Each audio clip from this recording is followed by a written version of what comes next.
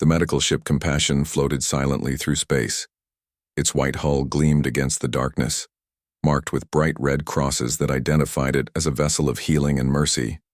Commander Susan Clark stood on the bridge, her experienced eyes scanning the star charts as she plotted their course to the Aldrin colony.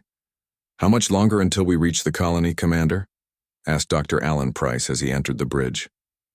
His medical coat was wrinkled from hours of work in the ship's laboratory. "We should arrive in about 7 hours," Susan replied, brushing a strand of brown hair from her face. "How are the vaccine preparations coming along?" Alan sighed and rubbed his tired eyes. "We've prepared enough doses to treat about 80% of the colony. The team will finish the rest before we arrive." The Aldrin colony had sent out an emergency call 3 weeks ago. A mysterious illness had spread through their population, killing hundreds already. The Compassion, Earth's most advanced medical vessel, had been dispatched immediately with supplies, doctors, and hope. Susan nodded, feeling the weight of their mission. "Those people are counting on us." The ship continued its journey through a region of space that marked the unofficial border between Earth Alliance territory and the vast Vexarian Empire.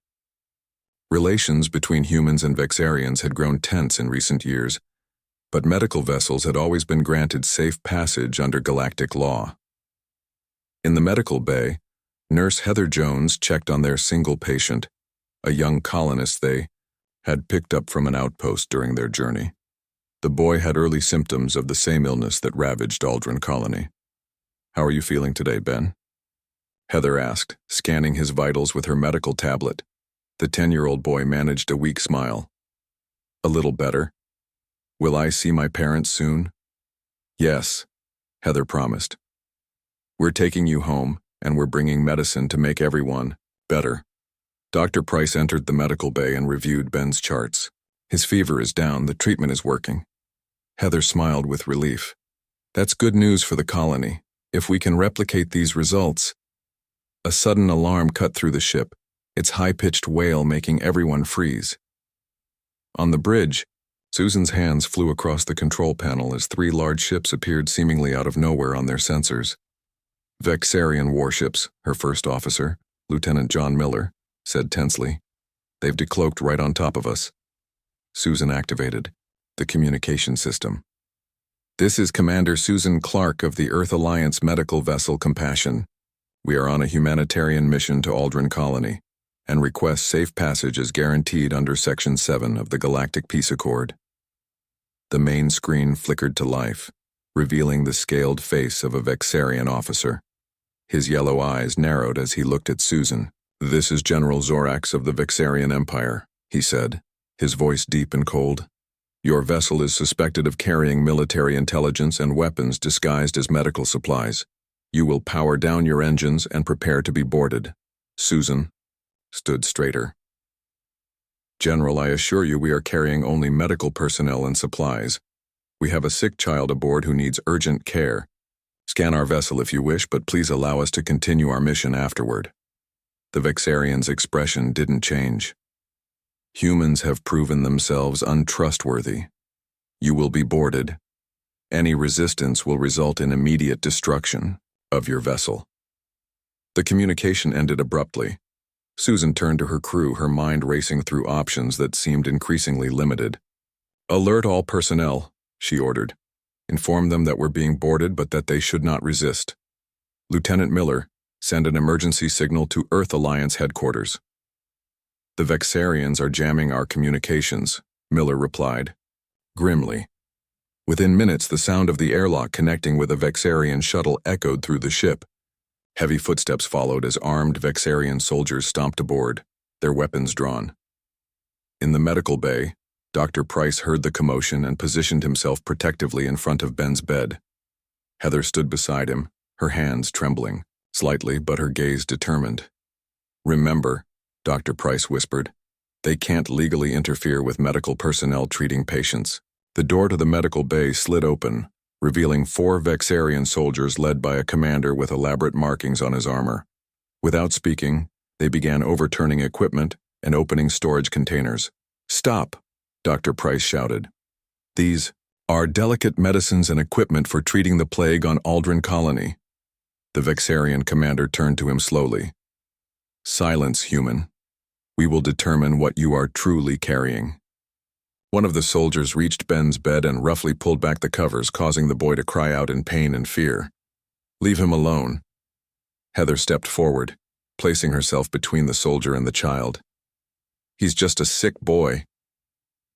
The soldier backhanded her across the face, sending her crashing into a cabinet of glass vials that shattered upon impact. Blood spread across her white uniform as glass cut into her skin. Dr. Price rushed to help her, his face pale with shock and anger. She's a medical officer. You have no right. We have every right, the Vexarian commander interrupted. Your kind has used medical ships to smuggle weapons before. On the bridge, Commander Susan watched helplessly as Vexarian soldiers tore apart her ship, destroying vital medical supplies and roughing up her crew. General Zorax himself had come aboard and now stood watching the destruction with apparent satisfaction.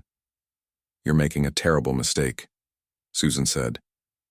Those supplies are needed to save thousands of lives. Zorax turned to her. The mistake was yours, entering Vexarian territory. We're not in Vexarian territory, Susan protested. This is neutral space and we're on a medical mission. The general stepped closer. The borders of the Empire expand as we see fit. But I am not without mercy. He gestured to one of his officers. Prepare a single escape pod. The commander and one other may leave with a message for Earth. Susan's blood ran cold. A message? That the Vexarian Empire will no longer tolerate human ships in this sector, regardless of their claimed purpose. Zorax smiled, showing pointed teeth. And that resistance is futile. Soldiers dragged Dr. Price onto the bridge. His face was bruised, and he clutched his side in pain. The others?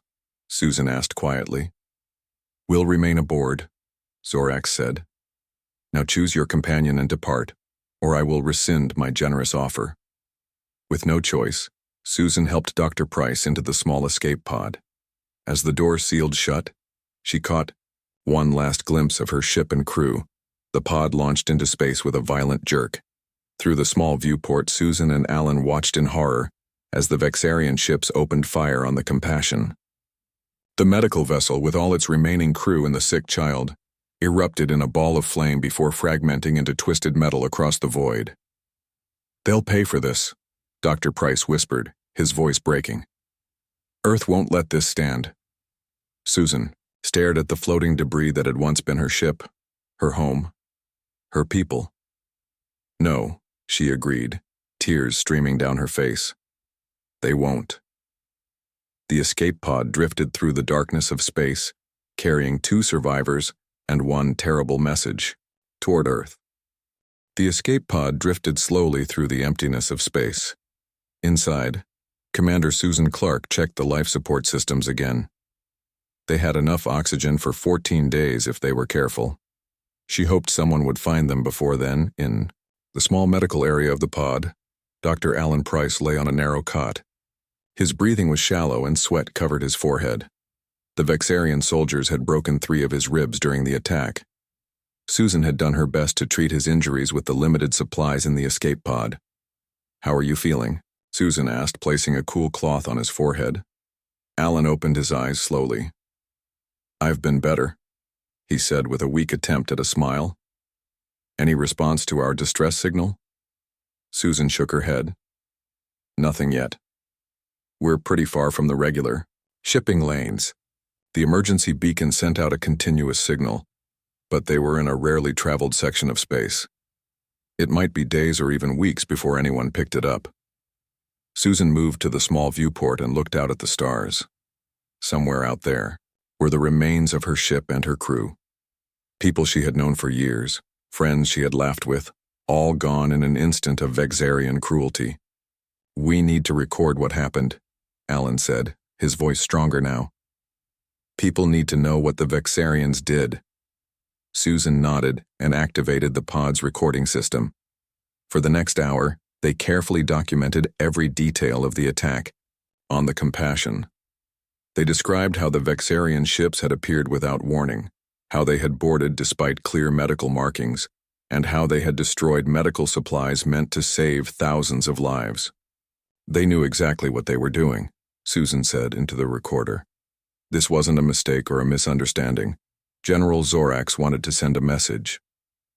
As the days passed, Susan rationed their food and water carefully. Alan's condition improved slightly, but he still needed proper medical care. They talked about their families back on Earth and tried not to think about the dwindling oxygen supply. On the 11th day, with the air growing thin and hope fading, the pod's sensors detected a ship approaching. "Please be human," Susan whispered, watching the radar screen. The communication system crackled to life. "Unidentified escape pod. This is Captain Samuel Wright of the Earth Alliance patrol vessel Sentinel. We've picked up your distress signal and are moving to assist. Please respond." Susan nearly cried with relief as she pressed the response button. "Captain Wright, this is Commander Susan Clark of the medical ship Compassion. We have 2 survivors on board and require immediate assistance. Dr. Alan Price needs medical attention." "Understood, Commander. Prepare for retrieval. We'll have you aboard in 20 minutes. The Sentinel was a small patrol ship with a crew of just 30, but to Susan and Alan, it felt like the safest place in the universe. Captain Wright, a tall man with kind eyes and a weathered face, greeted them as they were brought aboard. "The Compassion?" he asked quietly. "We heard it was overdue at Aldrin Colony." "Destroyed by Vexarian warships," Susan said, her voice breaking. "They killed everyone else on board." While medical officers took Alan to the ship's small sickbay, Susan showed Captain Wright their recording of the attack. His face grew darker with each passing minute. "This is an act of war," he said when the recording ended. "A deliberate attack on a clearly marked medical vessel violates every treaty the Vexarians have signed." "They didn't care," Susan replied. "General Zorax wanted us to deliver a message to Earth." Captain Wright nodded grimly. "And deliver it you will. I'm setting course for Earth at maximum speed. Admiral Franklin needs to see this immediately." The journey to Earth took 5 days. During that time, Susan and Alan recovered slowly from their ordeal. The crew of the Sentinel treated them with respect and kindness, but Susan could see the anger in their eyes whenever the Compassion was mentioned. When they finally reached Earth, a military transport was waiting to take Susan and Alan directly to Earth Alliance headquarters in Geneva. The massive silver building gleamed in the sunlight as their shuttle landed on the roof. Admiral Lisa Franklin was waiting for them. She was a small woman with steel-gray hair and eyes that missed nothing. She had commanded Earth's defense forces for 15 years and was known for her calm approach to even the most dangerous situations. "Commander Clark, Dr. Price," she said, shaking their hands. "I've reviewed your preliminary report. I'm very sorry about your ship and crew." "Thank you, Admiral," Susan replied. "Have you informed the families?" Admiral Franklin nodded. "Yes, though we haven't released the details of the attack to the public yet. I wanted to speak with you first." In a secure conference room, Susan and Alan once again shared their recording of the attack. Around the table sat the highest-ranking officers of Earth's military and several government officials. No one spoke as they watched the destruction of the Compassion. When the recording ended, the room erupted in angry voices. "This cannot stand. We must respond immediately. The Vexarians have gone too far this time." Admiral Franklin raised her hand and the room fell silent. "Yes, this is an outrage, and yes, it demands a response, but we must be careful. The Vexarian Empire has 3 times our military strength. A direct confrontation could lead to a war we cannot win." "So we do nothing?" asked one of the officers, his face red with anger. "I didn't say that," Admiral Franklin replied calmly. "We will respond, but in a way that doesn't start a galactic war." Susan leaned forward. "Admiral, with respect, they murdered my crew. They destroyed medical supplies meant to save thousands of lives. They need to face consequences for what they did. And they will, Commander, I promise you that." After the meeting, Susan and Alan were taken to a military hospital for further treatment. News of the attack had begun to spread across Earth and its colonies. People were shocked and outraged. Footage of the Compassion's destruction carefully edited to protect the privacy of the dead, played on news channels everywhere. In her hospital room, Susan watched the public reaction with mixed feelings. She wanted justice for her crew, but she didn't want to see more people die in a war with the Vexarians. A nurse brought her a message from Admiral Franklin. "Please meet me tomorrow morning. There's something you need to see." That night, Susan dreamed of her ship and her lost friends. She woke up crying, the images of the explosion still vivid in her mind.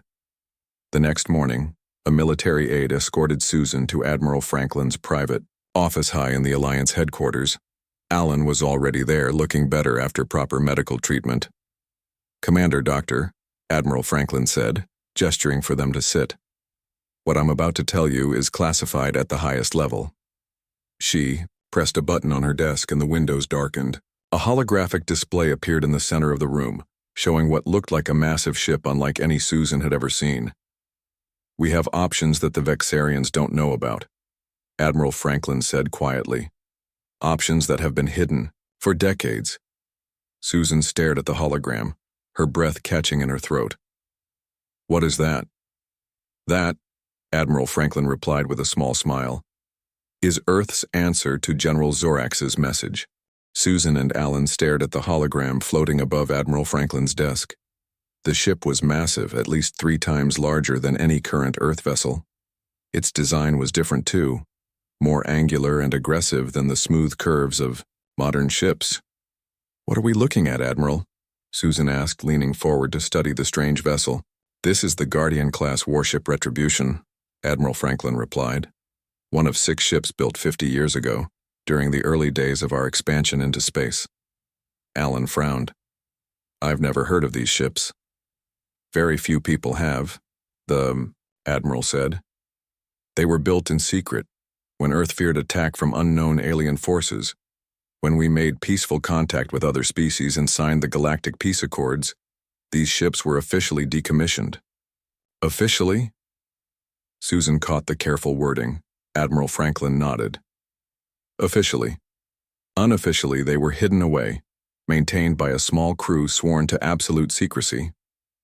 She pressed another button, and the hologram changed to show the interior of an enormous underground facility. "This base is beneath the far side of the moon," Franklin explained. "The Guardian fleet has been there for decades, kept in perfect working order." "But why?"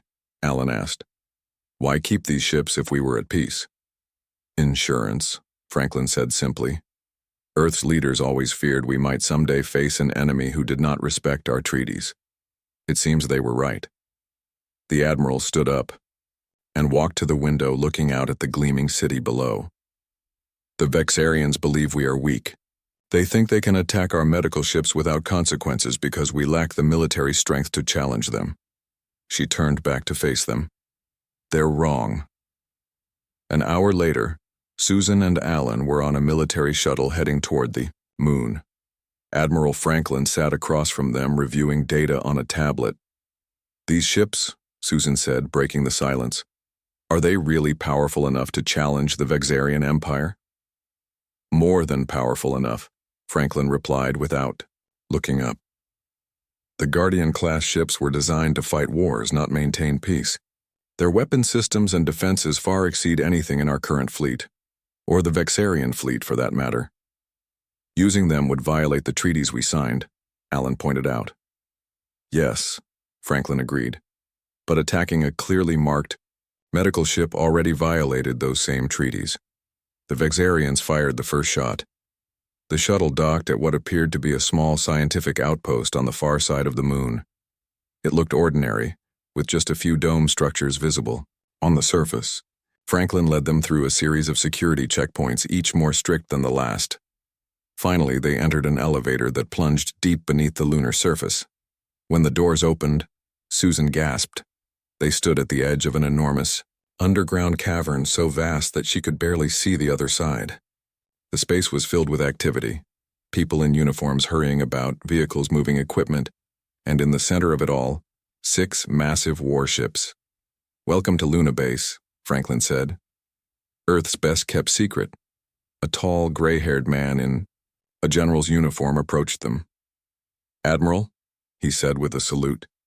Everything is proceeding on schedule. Good, Franklin replied. General Kevin Harrison, this is Commander Susan Clark and Dr. Alan Price, survivors of the Compassion. General Harrison's expression softened. I'm sorry for your loss, but I promise you the people responsible will answer for what they did. He led them across the cavern floor toward the closest of the 6 ships. Even from a distance, Susan could see that it was enormous, its dark hull covered with weapons ports and sensor arrays. The Retribution will be ready to launch in 6 hours, Harrison explained. The other ships will follow within 24 hours. As they approached the vessel, Susan noticed a woman standing at the base of the boarding ramp. She wore a captain's uniform and stood with perfect military posture.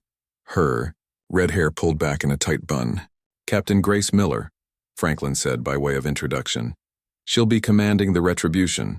Captain Miller nodded to them. Commander, Doctor, I've reviewed the footage of the attack on your ship. What happened to the Compassion won't go unanswered. Captain Miller has been training with the Guardian fleet for 5 years, Harrison added. She knows these ships better than anyone. Miller gestured toward the boarding ramp. Would you like to see inside? The interior of the Retribution was a stark contrast to the medical ship Susan had commanded. Where the Compassion had been designed for comfort and healing, this vessel was built purely for war. Every surface was hardened, every system protected by multiple backups. The bridge was a large circular room dominated by a central command chair. Crew members worked at various stations, running pre-launch checks on the ship's systems. The Retribution has enough firepower to destroy a small moon, Captain Miller explained as they toured the bridge. Its shields can withstand direct hits from weapons that would vaporize our current vessels. And the Vexarians don't know these ships exist? Alan asked. No one outside this base knows, Miller replied. When we launch, it will be a complete surprise. General Harrison checked his watch. Admiral, we should proceed to the briefing. The full crew needs to understand their mission. In a large meeting room near the base of the Retribution, hundreds of crew members gathered. They represented the best of Earth's military, secretly recruited and trained for this moment. Susan and Alan sat in the front row as Admiral Franklin took the stage. Men and women of the Guardian fleet, she began, her voice carrying easily through the room. For decades you have trained in secret, hoping your skills would never be needed. Today that changes. A screen behind her showed images of the Compassion before its destruction. 3 days ago, a Vexarian battle group attacked and destroyed the medical ship Compassion. They murdered its crew and the patients under their care. They did this knowing it was a medical vessel on a humanitarian mission. They did this to send us a message. Her voice hardened. Now we will send them one in return, she explained the mission. The Guardian fleet would locate the Vexarian ships responsible for the attack and bring them to justice. They would not act as representatives of the Earth Alliance, but as an independent force responding to a humanitarian crime. This gives Earth's government plausible deniability, Franklin explained. Officially, these ships do not exist, and this mission is not sanctioned. As the briefing ended and the crews prepared to board their ships, Susan approached Admiral Franklin. I want to go with them, she said firmly. Franklin studied her face. You're not part of the Guardian fleet, Commander. I was the captain of the Compassion. I witnessed the attack. I should be there when justice is served. After a moment, Franklin nodded. Very well. You'll join Captain Miller on the Retribution as an observer. Dr. Price should remain here to continue his recovery. Alan disagreed. With respect, Admiral, I was there too. I need to see this through. Before they boarded the ship, Susan visited a memorial wall that had been hastily erected in the base. It displayed the names and photos of everyone who had died aboard the Compassion. She touched the images of her friends and crewmates gently. We'll make this right, she whispered. 6 hours later, hidden doors slid open in the lunar surface, revealing a launch tunnel large enough for the massive warships. The Retribution's engines glowed blue as it rose from its underground berth and emerged into space for the first time in decades. From the observation deck, Susan watched as the moon fell away behind them. Ahead lay the stars, and somewhere among them, the Vexarians who had destroyed her ship and murdered her crew. Captain Miller joined her at the viewport. "We'll find them," she promised. Susan nodded, her eyes fixed on the distant stars. "And then, what?" "Then," Miller said quietly, "they learn that humans protect their own." The Retribution moved silently through space, followed by its sister ships, Judgment, Vengeance, Fury, Reckoning, and Justice. Despite their massive size, the ancient warships were nearly invisible to standard scanners. Their hulls absorbed signals instead of reflecting them back. On the bridge of the Retribution, Captain Grace Miller sat in the command chair, reviewing the mission data. Susan stood nearby, watching the crew work with practiced efficiency. "How long until we reach Vexarian space?" Susan asked. 18 hours, Grace replied. "We're taking an indirect route to avoid detection." She gestured to a young man at the tactical station. "Lieutenant Peter Campbell has been tracking the Vexarian fleet that attacked your ship." Lieutenant Campbell looked up from his console. "We've located them, ma'am. They're celebrating at an outpost near the border. All 3 warships are present." Susan felt a chill run down her spine. The Vexarians were celebrating the destruction of a medical ship as if it were a great victory. "They have no idea we're coming," Grace said quietly. "They think Earth is too weak to respond." Throughout the journey, Susan toured the massive ship. The Retribution was over 2 kilometers long, with a crew of 5,000. Unlike modern vessels with their bright interiors and comfortable living spaces, this ship was built for one purpose only: war. In the main weapons control room, Susan watched as technicians ran checks on systems that had been illegal under galactic law for decades. "Those are planet-killer missiles," she said, recognizing the distinctive shape on a monitor. The weapons officer nodded. "Yes, Commander. The Guardian fleet was built before the treaties banning such weapons. We have things in our arsenal that most military commanders don't even know exist anymore." Susan thought about the peaceful medical ship she had commanded, with its unarmed crew dedicated to saving lives. Now she stood in the heart of a weapon designed to end them by the millions. "We won't use those unless absolutely necessary," Grace assured her, seeing Susan's expression. "This is about justice, not vengeance." The hours passed quickly as the Guardian fleet approached its target. In the officers' mess hall, Susan sat with Dr. Alan Price, who had been examining the ship's advanced medical facilities.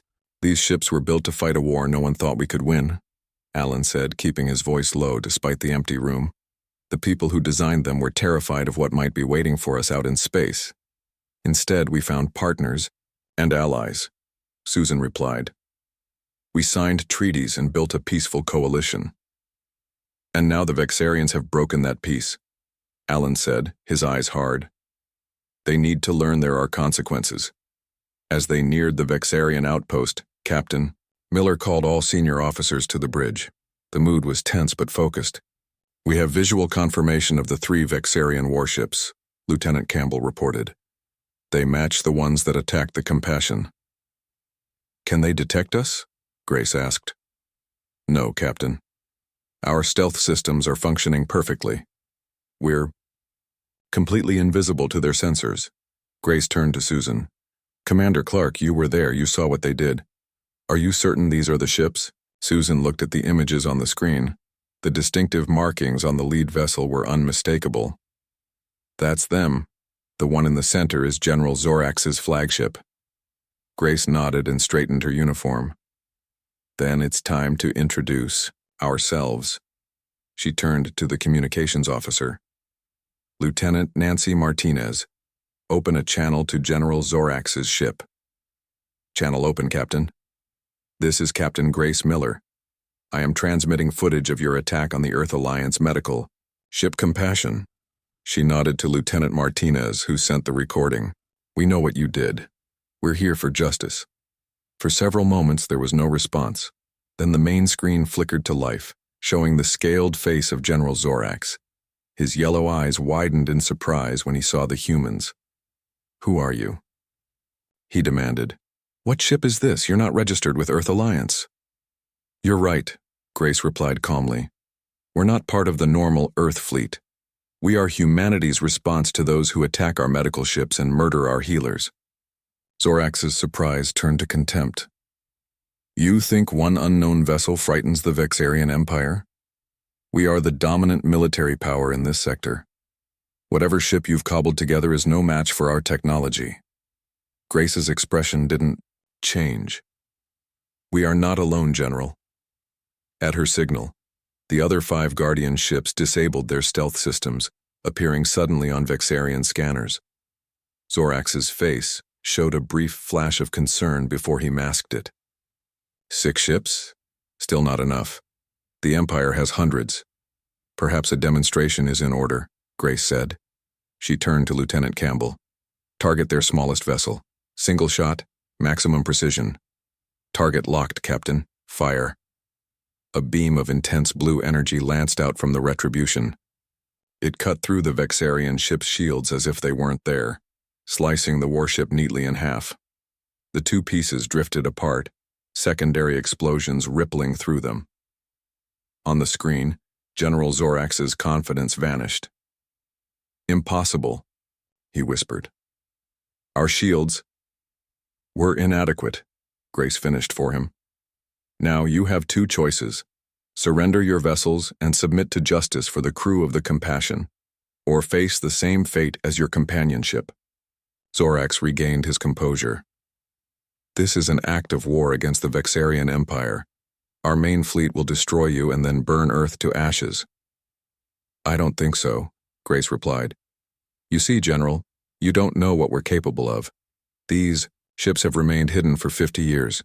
What else might Earth be hiding? Without waiting for a response, she turned to Lieutenant Campbell. Target their weapon systems. Disable them, but leave life support intact. The tactical officer's fingers flew across his console. Targets locked. Fire.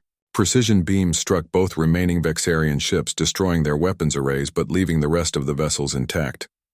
What are you doing? Zorax demanded, real fear in his voice now. Unlike you, General, we don't murder defenseless people, Grace said. Evacuate your crews to the outpost. Your ships are forfeit. For a moment it seemed Zorax might refuse. Then he gave a curt nod. You will regret this, humans. The full might of the Vexarian Empire will descend upon you.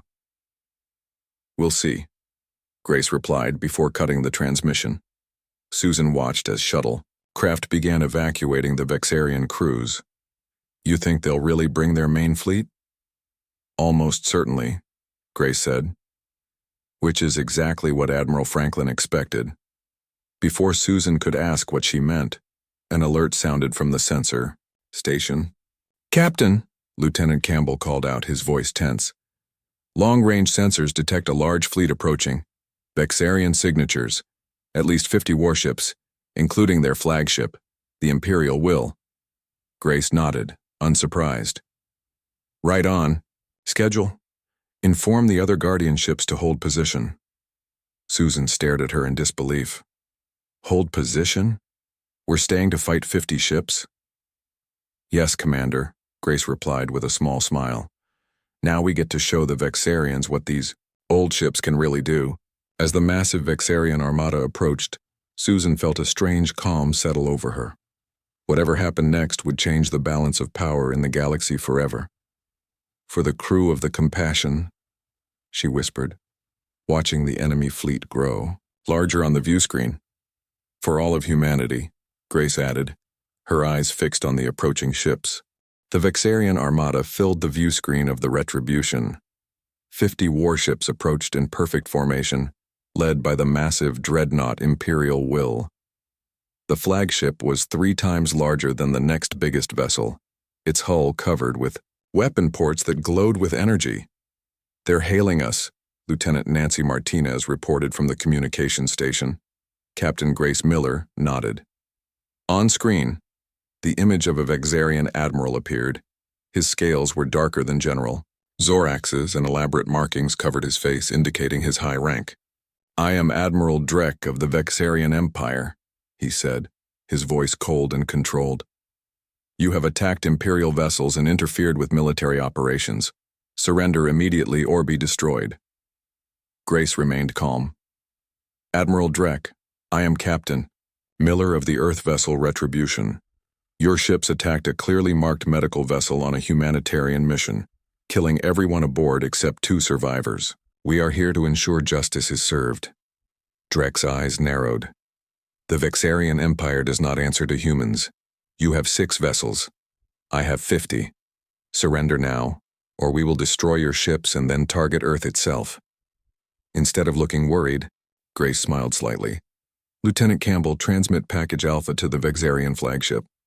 Transmitting now, Captain. On the Vexarian bridge, Admiral Drek received the transmission. His eyes widened as he read the detailed specifications of the Guardian-class warships and the targeting solutions for every ship in his fleet. This is a bluff, he said, but there was uncertainty in his voice. No bluff, Admiral, Grace replied. The Guardian fleet was built with one purpose, to ensure Earth's survival against any threat. Your scanners can confirm our power signatures. We can destroy your entire fleet before you get a single shot off. Susan watched the exchange from her position near the tactical station. The Vexarian admiral was clearly shaken, but his pride wouldn't let him back down. We have intercepted communications from your fleet, Lieutenant Martinez whispered to Captain Miller. They're arguing about whether to attack or negotiate. Grace nodded, then addressed the Vexarian again. Admiral Drek, further conflict serves neither of our peoples. I propose a direct meeting to discuss terms. There was a long pause before Drek responded. Agreed. I will come aboard your vessel under a flag of truce. An hour later, Admiral Drek's shuttle docked with the Retribution. He was allowed to bring 2 guards who looked around in awe at the massive ship. They were escorted to a conference room where Admiral Lisa Franklin waited, having transferred to the Retribution during the standoff. Admiral Drek, Franklin said, rising to greet him. I am Admiral Franklin, commander of Earth's Defense Forces. Drek studied her with his yellow eyes. You built these ships in secret, against the treaties. Yes, Franklin admitted. Just as you attacked a medical ship, against the treaties. The Vexarian's face showed no emotion. Why reveal them now? You could have kept your secret weapons hidden. Because some lines cannot be crossed, Franklin replied. Attacking healers is one of them. For the next 2 hours they negotiated. Susan and Captain Miller watched as Admiral Franklin calmly presented Earth's terms. The Vexarian Empire will withdraw from disputed territories, Franklin stated. You will pay reparations for the Compassion Massacre, and you will submit to Galactic Council oversight of your military activities for the next 10 years. Drek's scales darkened with anger. And if we refuse? Franklin's expression hardened. Then these 6 ships are only the beginning. She pressed a button on the table, and a hologram appeared showing orbital weapons platforms that could target planets from a distance. Earth has other secrets, Admiral. Technologies we developed but chose not to use because we wanted peace. If the Vexarian Empire forces war upon us, we will use every tool at our disposal. Drek stared at the hologram, his face paling. These weapons would violate every law of civilized warfare. Yes, Franklin agreed. Just like attacking a medical ship, the difference is that we haven't used them. Yet. After another hour of tense negotiation, Drek finally nodded. I will convey your terms to the Emperor, but as a show of good faith I offer you this. General Zorax, the one who ordered the attack on your medical ship, will be surrendered to Earth for trial under your laws. Franklin glanced at Susan, who gave a small nod. Agreed, the Admiral said. As Admiral Drek prepared to leave, he looked around the conference room one last time. For centuries we thought humans were weak because you chose diplomacy over warfare. We misunderstood. You weren't weak. You were merciful. After the Vexarian shuttle departed, the massive enemy fleet began to withdraw. On the observation deck of the Retribution, Susan stood with Captain Miller and Admiral Franklin watching the ships disappear into the distance. Will they honor the agreement? Susan asked. They will, Franklin replied. They now know the cost of breaking it. Captain, Miller turned to face the Admiral. What happens to the Guardian fleet now? Do we go back into hiding? Franklin looked out at the stars for a long moment before answering. Not yet. The galaxy has changed today. The balance of power has shifted. We need to be careful about what happens next. 3 weeks later, a memorial service was held on Earth for the crew of the Compassion. Susan and Alan stood together as the names of their fallen friends were added to the Monument of Peace in Geneva. The tall crystalline structure contained the names of all those who had died in service to humanity's peaceful mission among the stars. In the crowd of mourners, Susan noticed Captain Grace Miller standing quietly in civilian clothes. No one else knew who she was or the role she had played. The Guardian fleet had returned to its lunar base, its existence still a secret from the public. After the ceremony, Susan approached Admiral Franklin, who was speaking with several government officials. "Commander Clark," Franklin greeted her. "How are you doing?" "Better, Admiral. I've been offered command of a new medical ship, the Healing." Franklin smiled. "And will you accept?" Susan nodded. "Yes. We can't stop helping others because of what happened. That would mean the Vexarians truly won." As they spoke, a murmur spread through the crowd. A group of Vexarians had arrived at the monument, the first diplomatic delegation to visit Earth in decades. They moved with careful respect rather than their usual arrogance.